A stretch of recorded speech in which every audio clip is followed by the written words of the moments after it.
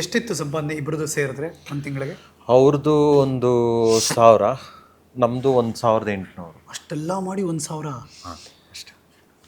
5 ಮನೆ ಕೆಲಸ, ಫ್ಯಾಕ್ಟ್ರಿ. ಅವಾಗ ಕಮ್ಮಿ ಇಲ್ಲ, ಕೊಡ್ತಾ ಇರಲಿಲ್ಲ. ಒಂದು 5 ಮನೆ ಮಾಡಿ ಫ್ಯಾಕ್ಟ್ರಿದ್ ಬೇರೆ ಟೈಮಲ್ಲಿ ಮಾಡಿದ್ದು.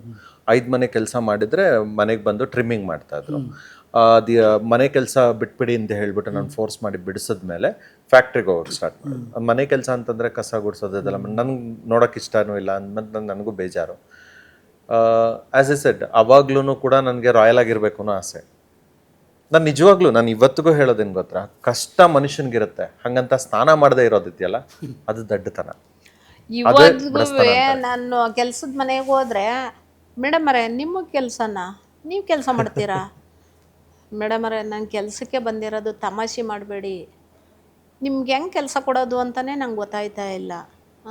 ಬೇಡ, ವರ್ಷದ ಗುಡ್ಸೋಕ್ಕೆ ನಮ್ಗೆ ಇಷ್ಟ ಆಗಲ್ಲ ನಿಮ್ಮ ಕೈಲಿ ಮಾಡ್ಸೋಕ್ಕೆ, ಅಡುಗೆ ಮನೆ ಮಾಡಿ ಹೋಗ್ಬಿಡಿ.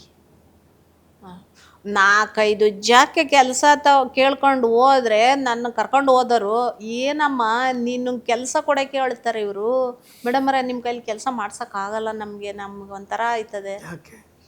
ಅಂದರೆ ನೀವು ದೊಡ್ಡವ್ರ ಮಗಳು ಅಂತ. ನಾನು ದೊಡ್ಡವ್ರ ಮಗಳಲ್ಲ, ಬಡವ್ರ ಮಗಳೇ. ನಾನು ಕೆಲಸ ಕೊಡೋಕ್ಕೆ ಅವರೇ ಒಟ್ಟು ಹುರ್ಕೊಳ್ಳೋರು.